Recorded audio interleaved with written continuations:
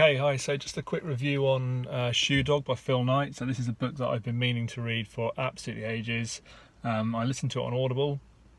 I listen to a lot of books on Audible, do a lot of reviews. I'm very interested in personal development, business, marketing, coaching. I'm a coach and consultant myself.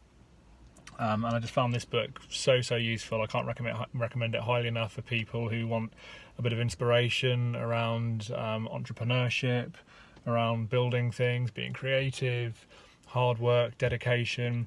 This book has basically got it all. It's got some funny bits in it, it's got some sad bits in it as well. Like I say, I wasn't really too sure what to expect. I had this idea about who the founder of Nike would be. I mean, Nike, as we say in England, it's obviously Nike in America. He calls it Nike, so it's have to be fair. It's Nike if that's what he calls it. But in England, we call it Nike. I'm used to calling it Nike. I had this big idea in my head of what the founder of Nike would be, what would be like, and what his story would be like. It's such an iconic brand, such a big name, such a quality name. And I kind of had this idea, and it was quite different to what I expected. And so, some things are quite similar. It takes his kind of journey from very early on, from starting from very little, goes right the way through his life, his different relationships, the difficulties, and how he built it up. And then you get towards the end, and you suddenly discover how much he's worth and how well he's done. But there's some really sad sort of stories in there as well, and some moral sort of tales in there as well. But I just want to give you sort of three things that I think are that I kind of took away from the book particularly. There's other reviews on YouTube as well, but these are personally the things that I found were really useful. So he talks about seeking your calling, and there's some really good quotes in this book as well that you can look up online on a Goodreads or wherever.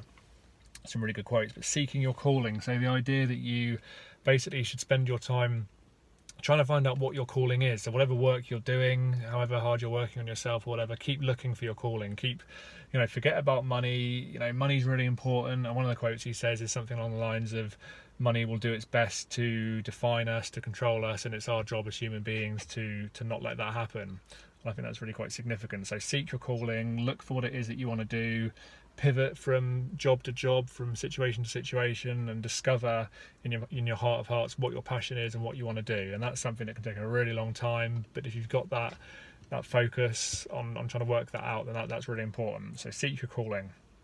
Secondly, I found that he was talking about taking spirit and information from others. So he talks about, I think one of the quotes he says something like, books are like sport, or sport is like books, in that you can learn so much. I can't remember exactly what it is. Look it up online, you'll find it. It's a really good quote. It's a shame I can't remember it off the top of my head, but I do these videos in one go because I only have time to do them quickly. But yeah, he compares books and sports, and he talks about how when a crowd kind of comes together and sort of links in with a sports person who's doing really well, then he sort of makes the comparison and says that their souls kind of become one, and you basically become really inspired by that sports person in the same way that you would from reading a book from someone telling you about their inspirational story. So I thought that's really nice. So take inspiration from others, listen to people's stories, read people's stories, feel energized and motivated by other people. So I think that's really important as an entrepreneur and someone who wants to improve himself. And also fail fast.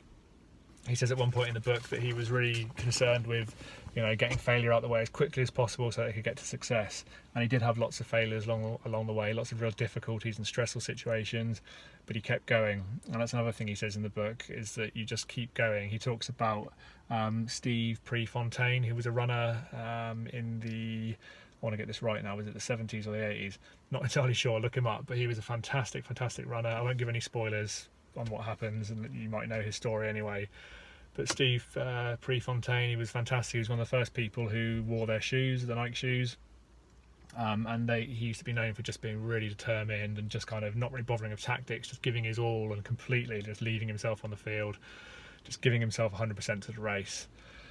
And Phil Knight sort of compares and sort of says, that's how I want to do things. I want to just keep going like a runner, just keep going, keep that momentum, keep that energy, and never ever give up, basically. So really inspiring story, really good. Lived up to all my expectations, was slightly different to what I expected, but that's kind of to be expected. Fantastic book, Shoe Dog by Phil Knight, the founder of Nike.